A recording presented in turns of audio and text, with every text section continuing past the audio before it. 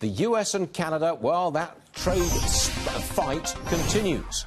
Days after Larry Kudlow accused Justin Trudeau of Canada of stabbing President Trump in the back. That's what he said. Joining us now, Ralph Goodale, a senior member of Prime Minister Trudeau's cabinet. So welcome to the program. It's good to see you, sir. Good morning. Will you give us the latest? How do you respond to Larry Kudlow's comments? Well, stay calm, stay focused, carry on, build the relationship and make sure that we're defending Canadian rights and interests. And look, today, a great announcement from FIFA about the World Cup coming to North America, a combination of Canada, the U.S. and Mexico, a great triumph for all three countries.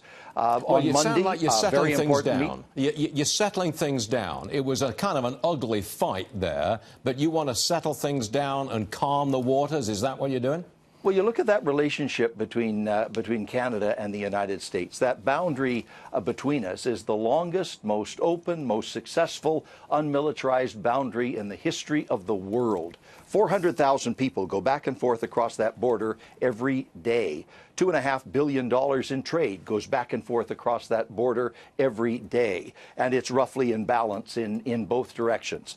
35 American states depend upon trade with Canada for their economic well-being. 9 million American jobs depend on trade with Canada. We are the biggest U.S. export market, bigger than Japan and China and the United Kingdom combined. That relationship is big, it's important, and we will work very hard to make sure that it remains beneficial from the Canadian point of view and fair to everybody. President Trump, at one point over the last few days, floated the idea of getting rid of all tariffs. What do you think about that? I mean, the obvious question is, well, why not?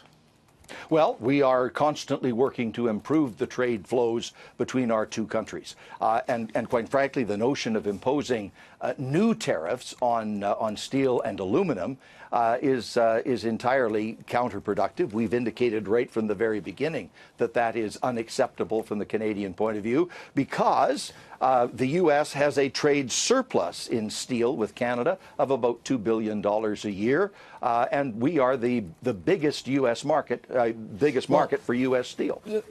President Trump said, look, you guys in Canada, you impose a 270% tax, or tariff, I should say, on American dairy products going into Canada.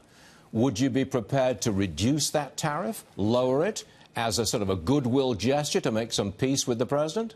Well, to start with, that tariff is paid for by Canadian consumers, not by Americans. But still, you look at the agricultural trade between our two countries, but would and you this conversation... Will you make any arrangement here to cut back on that tariff or others like it? Is there any give and take at this point? Oh, look, in the whole negotiation with respect to NAFTA that's been going on now for many months, Canada has been very proactive in putting forward constructive ideas on the table. We've been very firm in defending Canadian interests, but we've wanted a deal right from the very beginning. And we said this the moment President Trump raised the issue of a relook at NAFTA, that we were prepared to have that relook and to try to revise an agreement that's 20 or 25 years old, to bring it up to date, and to make sure that it's a win-win-win for all three countries. And I note that Vice President Pence has made that comment too. It has to be a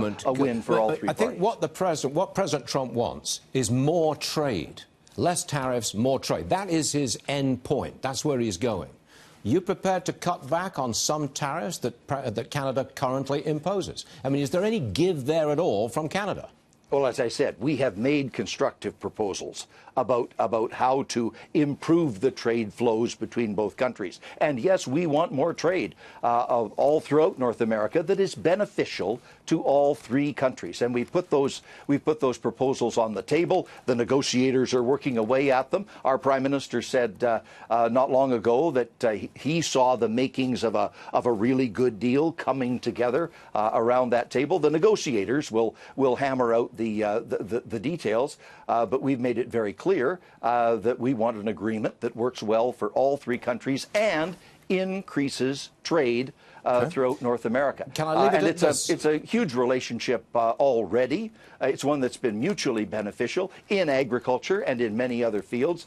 To deal with dairy for a second, the U.S. has a trade surplus with Canada of $333 million a year.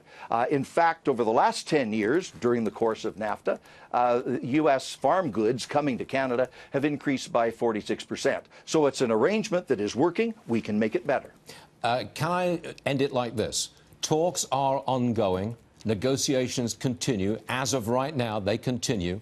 The spat is to some degree behind us, and you would actively consider dropping, lowering some tariffs which Canada charges on American exports to Canada. Can I leave it at that?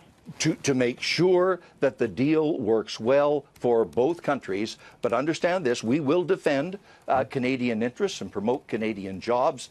But we expect a deal that works well throughout North America for all the partners. Got it. And it's in everybody's interest to succeed on this. Can I finish with just one comment, though? Sure. The meeting on Monday in Singapore with respect to North Korea, that holds important potential for the peace and security of the world.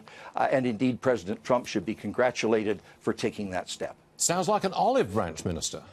Well, we want to have a constructive relationship, and we consider the facts and move on hard evidence and good ideas. OK, we got it. Ralph Goodale, sir, thank you very much for joining us this morning. We appreciate it. My pleasure. Yes, sir. Thank you very much. Thanks very much indeed.